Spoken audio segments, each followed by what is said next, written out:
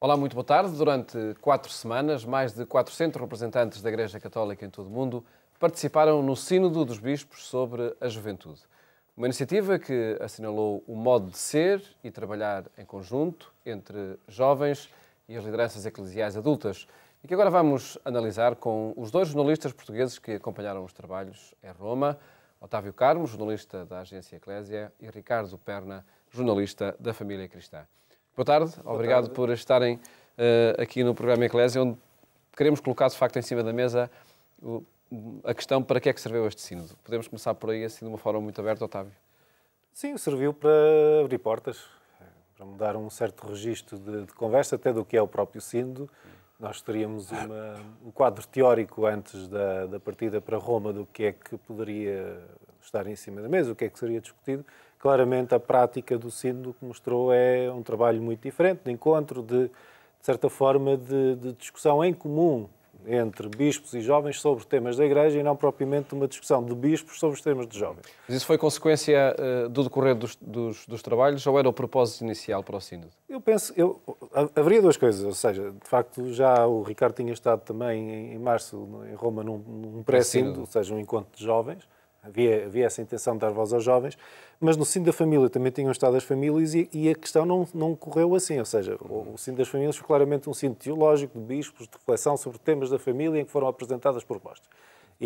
Esta dinâmica foi claramente diferente. Aliás, viu-se em qualquer momento das celebrações, dos encontros, da saída e entrada da sala. Foi um sínodo com os jovens, feito com eles, para falar sobre a Igreja. E eu acho que essa foi a grande mudança depois deste tempo todo. Concordas, Ricardo? Sim, aliás, eu acho que conversão pastoral é um dos termos que melhor se aplica e que mais foi utilizado. O sínodo era para ser feito com os jovens. Não tenho a certeza, por aquilo também que fomos ouvindo, se todos os bispos que foram para lá iam nessa perspectiva. Porque pareceu-nos, e foi-nos dito por alguns deles, que de facto muitos deles iam fazer um sínodo para os jovens. Iam pensar um sínodo para os jovens. E perceberam-se lá que era um sínodo com os jovens. O facto do Papa ter não só feito a reunião pré-sinodal em março, mas também ter convidado jovens para estarem na aula sinodal todos os dias, para falarem, para darem também eles testemunho. Penso curiosamente que também nos briefings com a imprensa também estavam sempre jovens. Sim, houve esse cuidado do Vaticano também em ter sempre jovens presentes também nos briefings com a imprensa. Eu acho que mudou de facto um bocadinho a forma como os bispos que lá estavam olharam, não só para o, não lhe digamos problema, mas não só para a questão dos jovens na Igreja, como para tudo aquilo que isso implica depois do sínodo.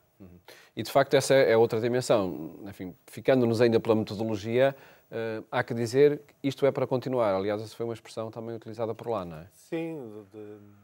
O sínodo teve várias nuances que são relativamente interessantes para vermos com mais tempo, mas uma delas foi, a certa altura, estar a ser uma reflexão sobre si próprio, sobre o que é a sinodalidade e o que é que isso significa na vida concreta da Igreja.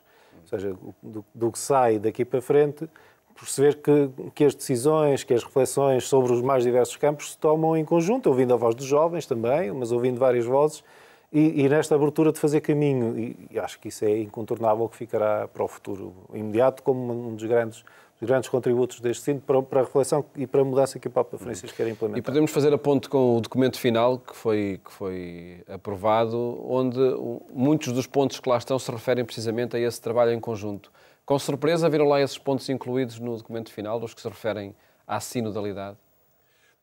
Eu não diria propriamente surpresa, era esperado. Toda a conversa durante os dias que nós lá estivemos na sala de imprensa com os participantes apontavam muito neste sentido. A sinodalidade vai fazer caminho na Igreja inevitavelmente. Que é esse trabalho em conjunto, nomeadamente entre diferentes gerações, não é? Sim.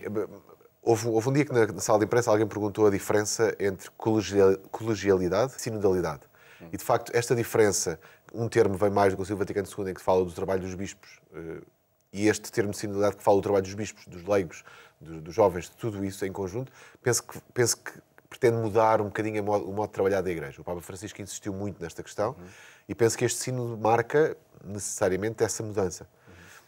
E terá significado por si só também isso, a marca sinodal do caminho da Igreja, passar à prática, se é que podemos falar nisso, com os jovens, com novas gerações? Havia aqui uma expectativa que era compreensível, ou seja, o Papa tinha alterado, de certa forma, o enquadramento, vamos dizer assim, o enquadramento jurídico do sínodo, reforçando... Então, novas regras para isto funcionar, Exatamente. não é? E não só, reforçando o conteúdo, colocando o sínodo mais próximo do que, por exemplo, para as pessoas que viveram isso, da dinâmica do Concílio Vaticano II, obviamente que hoje numa dimensão menor, mas depois o próprio funcionamento mostrou uma certa leveza e um certo olhar mais simples sobre a instituição e não fazendo daquele momento um momento isolado, fechado em si próprio.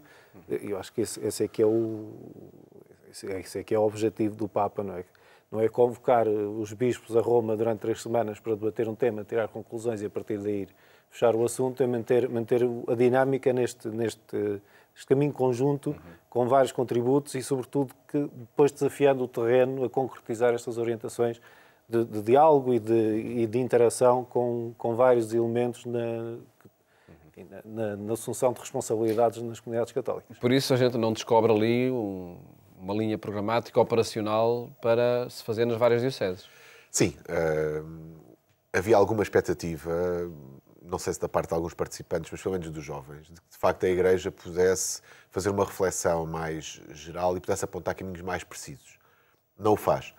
Apesar de o fazer em 3 ou 4 aspectos, um deles, desde logo, me parece o mais diferente, que é a questão da representatividade dos jovens junto das instâncias hierárquicas da Igreja, não só do Vaticano, mas o ponto 123, se não estou a erro, fala precisamente dessa questão de colocar os jovens nas instâncias das conferências episcopais, das dioceses, portanto, nos lugares de decisão, ter lá jovens que podem também decidir.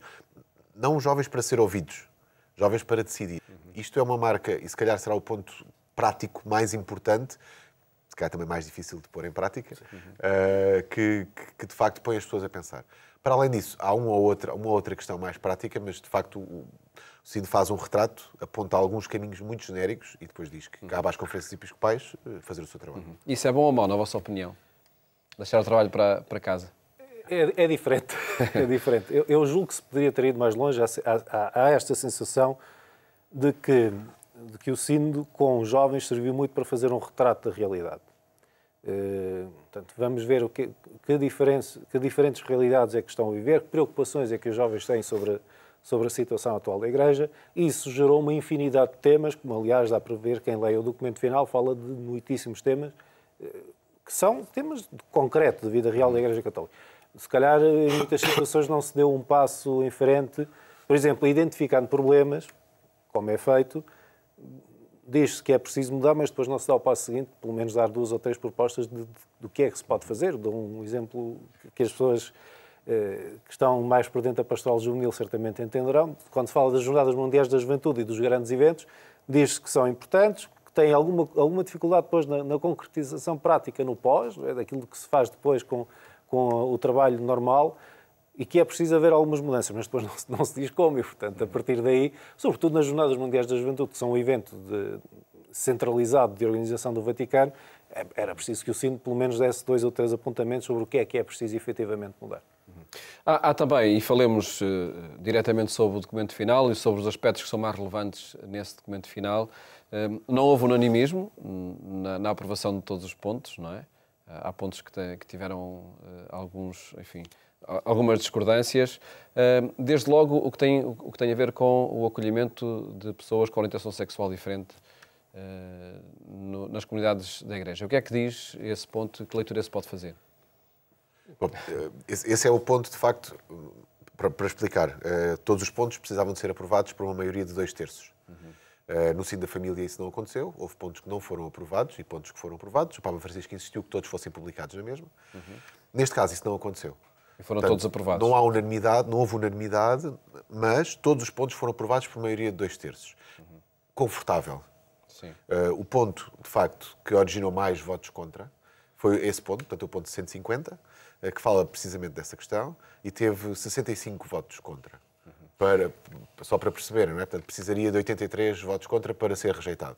Portanto, relativamente perto, mas não muito. Portanto, isto também para perceberem que, de facto, houve uma unanimidade grande, ou melhor, houve um consenso. Não é de unanimidade, mas um consenso grande na aprovação. Mas, de facto, foi o que originou mais votos contra, porque, de facto, a Igreja reforça aquilo que disse. Há uma ligeira diferença que nós falámos na questão das tendências sexuais por inclinações, o que, de alguma forma, vai um bocadinho em contra uma maior profundidade desta aceitação. O instrumento Laboris falava no termo LGBT, que pareceu chocar muita gente. O documento final não o aborda, mas faz esta alteração que de alguma forma também é significativa. E depois pede que se favoreçam os caminhos que já existem, onde já é feito esse acolhimento, também não explica quais são e onde. Lá está. Não há essa abordagem mais prática. Reforça também a posição da Igreja, que diz que, de facto, a complementaridade homem-mulher é a chave, mas abre esse caminho, de facto, a que as pessoas possam ser acolhidas, ser ouvidas e ser feito um caminho com elas.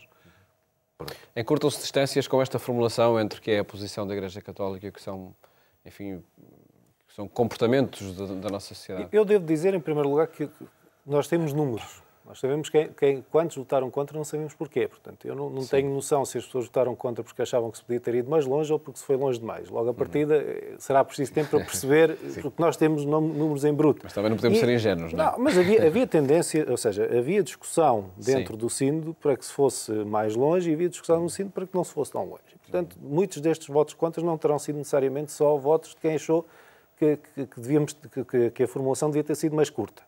Essa é a primeira. A segunda, porque efetivamente durante este Sínodo houve um conjunto de temas que eu esperaria que fossem abordados e que, aliás, quando cá estive antes do Sínodo pensava que seriam até relativamente polémicos, sobretudo os temas relativos à contracepção, não foram abordados todos. A questão da sexualidade, mesmo nas conferências de imprensa e nos briefings, centrou-se muito na necessidade de acolhimento de pessoas os homossexuais, sobretudo, e eu fiquei sem perceber muito bem se isto foi uma questão, chamar assim, tática, de evitar que este Sínodo descarrilasse para uma discussão técnica sobre um tema específico e tivesse o mesmo tipo de problemas que teve o Sínodo da Família com a questão do acesso dos divorciados aos sacramentos. Imagino que tenha sido isso, ou seja, tentou-se manter uma abordagem mais aberta e mais pacífica. Este tema foi muito impulsionado pelos jovens. Isso é preciso que seja claro. Já aquilo que vem do pré-sínodo, aquilo que foram os inquéritos é um tema que é transversal, não tem a ver apenas com comportamentos, tem a ver com o facto de se querer uma igreja de portas abertas e mais acolhedora. E os jovens querem que os seus amigos se sintam acolhidos na Igreja Católica, ou seja, que quando dizem que são católicos não olhem para eles como se fossem os inquisidores, o que na verdade também não é injusto, obviamente. Sim. E houve este reforço desta ideia, sim, estamos cá, e isso foi dito também por bispos nas conferências de imprensa, estamos cá para acolher todos, para tentar compreender, para ver a realidade e também para dar uma palavra daquilo que nós acreditamos que é o melhor para cada situação. Portanto, isso desse ponto de vista não se avançou nem se recuou. Aplicas o mesmo raciocínio ao que é dito sobre o papel da mulher na Igreja Católica? Não, e parece-me que se foi mais longe, sobretudo se tentou-se impor um tema que não estava tão presente, acho eu, no Pois, a questão é essa, sim. No pré-sínodo não se falou. Falou-se, quer dizer, a questão do empoderamento da mulher, não é? De lhe dar mais poder nos lugares de decisão e tudo mais, esteve presente também no pré-sínodo. Não acho que fosse um tema para este sínodo, acabou por ser um bocadinho colocado por algumas conversas que foram tidas, por algumas intervenções que houve, também por alguma comunicação social que forçava um bocadinho o tema. E, portanto, foi falado. Mais uma vez, estamos a falar de um sínodo que foi essencialmente um sínodo pastoral. Não foi um sínodo teológico, doutrinal. E, portanto, todas estas questões, seja aquelas que não foram abordadas, penso eu que foi claramente uma questão tática, como a questão da moral sexual ou da abertura à vida ou dos métodos de planeamento, como estas questões, surgiram, mas não houve claramente... Houve algumas declarações de intenção, se assim quisermos. Mas no caso do papel da mulher na Igreja, talvez indo um bocadinho além daquilo que era expectável. Da dinâmica dos trabalhos. Apelando à participação das mulheres. Houve intervenções fortes, sobretudo o Presidente da Conferência Episcopal Alemã e as religiosas que estiveram no Sínodo fizeram intervenções fortes nesse sentido e, de certa forma, empurraram o tema para um lugar mais central do que seria expectável, porque aqui também, se olhando para a realidade dos jovens do mundo, provavelmente o Sínodo precisa também, e é dito, mas precisa de apelar à valorização das mulheres na sociedade em geral, nos locais onde elas são perseguidas, nos locais onde há uma nítida preferência social dos homens sobre as mulheres, nos locais onde elas não têm igualdade de oportunidades.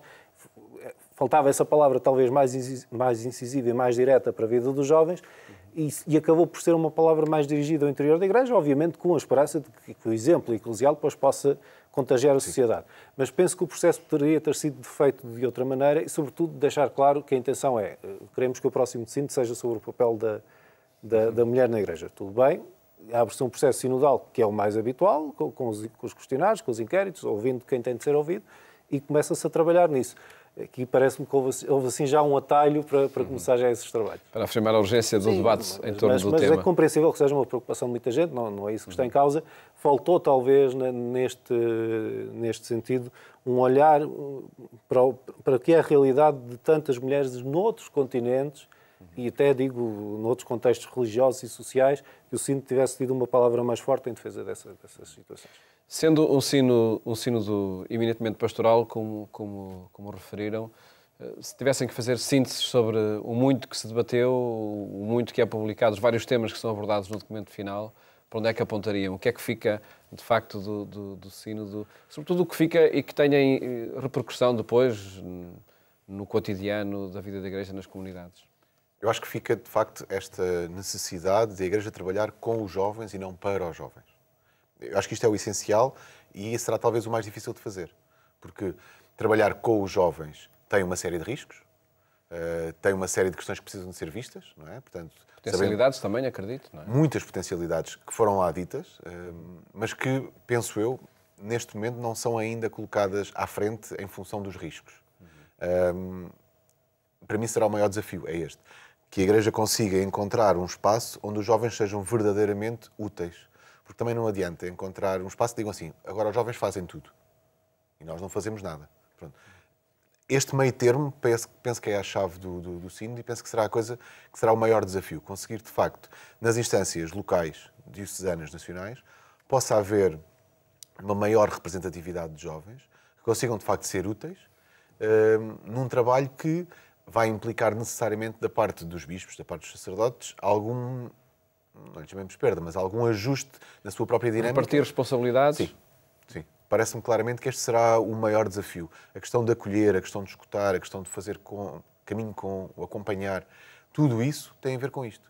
Se de facto a Igreja conseguir fazer este caminho de escutar, não é? Falava também do mistério da escuta, sim. não é? Esta questão de escutar o jovem, mas uma escuta consequente, não é só fala dos seus problemas e pronto, desabafa. Não tem a ver com isso. É escutar. O jovem tem uma ideia, o jovem tem uma opinião e essa opinião deve ser valorizada e também posta em prática. Da mesma forma que depois o jovem tem que conseguir fazer este caminho de escutar a opinião do mais velho e também saber valorizá-la e também saber pô-la em prática. E, portanto, este conjunto e este meio termo penso que seja o grande desafio que sai do sínodo e a grande potencialidade também. Eu olhando mais para trás, talvez mais do que propriamente projetando o futuro, eu diria que o sínodo foi importante para uma redescoberta de uma igreja bem disposta.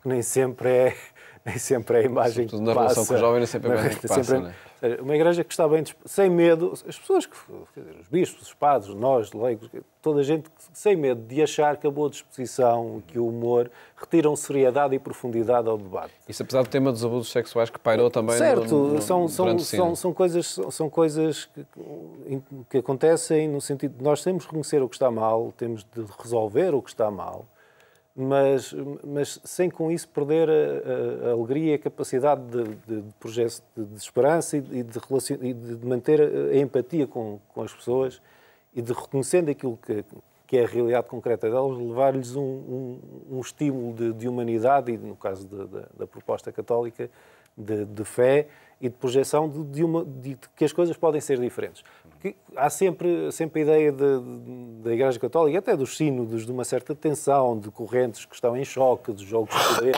de manipulação de factos. E, felizmente, desta vez, pelo menos, desta experiência, foi muito estimulada pela presença dos jovens, de boa disposição. Foi fundamental. E já agora, falando especificamente sobre o tema que levantaste, foi, do meu ponto de vista, a melhor intervenção na sala de imprensa sobre a questão dos abusos foi de um jovem. De um jovem brasileiro que eu gostei imenso de conhecer, que foi sempre uma pessoa super bem disposta, super alegre. Mas quando chegou o momento de falar a sério e dizer, sim, nós reconhecemos que isto existe e queremos que isto se resolva de uma vez por todas, porque não é esta a Igreja não é esta a Igreja de Jesus Cristo. direto, simples, perceptível para qualquer pessoa e, do meu ponto de vista, a melhor intervenção sobre esse tema. Para uma resposta já muito breve, gostava também de que referissem até que ponto é que o decorrer dos trabalhos, que marca é que fica no Vaticano, nomeadamente, por exemplo, entre os jornalistas vaticanistas que estão por lá de forma mais permanente. Vocês acompanharam isso no consórcio aqui para Portugal, que trouxe o sínodo até nós, o Ricardo da família que está e o Otávio da Eclésia, como vaticanista também. O sínodo transformou também e deixou marcas entre aqueles que acompanham permanentemente os acontecimentos no Vaticano? Não tenho tanta certeza, porque isto sem falsas modéstias, eu e o Ricardo provavelmente seríamos das pessoas que estávamos mais... Estavam lá para aquilo. Que estávamos mais a correr tudo. Fomos, Sim. ou que eram peregrinações, conferências de imprensa, saídas da sala, estivemos com os jovens. Há uma certa formalidade no trabalho da sala de imprensa do Vaticano que se resume muito aos documentos e a quem lá está. Eu espero que sim, eu espero que seja também um estímulo a sair. O próprio jornalismo da Igreja Católica tem de responder a este desafio do Papa Francisco, ser um jornalismo em saída, de sair dos seus feudos, das suas fontes mais tradicionais e ir ao encontro de quem tem uma opinião diferente ou de quem tem uma proposta diferente, uma experiência de vida que possa enriquecer o nosso trabalho. Se concretizou, não é? Eu concordo plenamente com isso. Não sei até que ponto é que, de facto, esta estrutura que está montada na sala de imprensa dos vaticanistas, que são os mesmos e que se vão mantendo lá, não sei até que ponto é que ficou muito influenciada pelo andamento do Sínodo. Eu acho que o Sínodo influenciou muito quem estava lá dentro. Acho que houve uma série de iniciativas muito interessantes e muito rapidamente. Uma peregrinação que os bispos fizeram com os jovens, porque foi dito na aula sinodal que os jovens gostavam de peregrinar. E os bispos foram fazer um velho caminho de peregrinos até Roma e fizeram o caminho com os jovens. 6 km, não é? Sim, foram mais do que 6 km. A sala principalmente 6 km, foram mais. Nós fizemos-no todo e foram mais. Mas, de facto, este gesto ou vídeos nas redes sociais que nós vimos com jovens e os cardeais a rirem, ou até, e eu acho esse momento, foi um momento muito genuíno, o cardeal Tagle das Filipinas, que na sala de imprensa se emociona, com lágrimas nos olhos, a falar dos testemunhos dos jovens e da importância que estes testemunhos tiveram. É um sino que marca claramente quem está lá dentro. Se vai ser capaz de passar para fora, não sei. E não sei se este documento final foi capaz de transmitir o mesmo, ou se esta carta para os jovens foi. Em relação à sala de imprensa, não sei. Em relação ao nosso papel aqui, de facto, nós procuramos fazer isso. Acho que a iniciativa deste conjunto de órgãos que se organizaram para nos levar nós lá a Roma foi muito interessante. E acho que é um fruto também deste sínodo para a nossa Igreja que pode funcionar muito bem. Mas houve, de facto, este cuidado da nossa parte. Dos jornalistas vaticanistas que lá estão, não sei. Sinceramente, não sei. Fica para o debate também nesse meio mais restrito. Agradeço por terem estado aqui. Esperemos, de facto, que o caminho sinodal continue também nestes ambientes mediáticos. Muito obrigado e felicidades para o vosso trabalho. Mais logo, acompanhe a nossa edição rádio na Antena 1 quando forem 22h45. Votos de boa tarde. Até amanhã, se Deus quiser.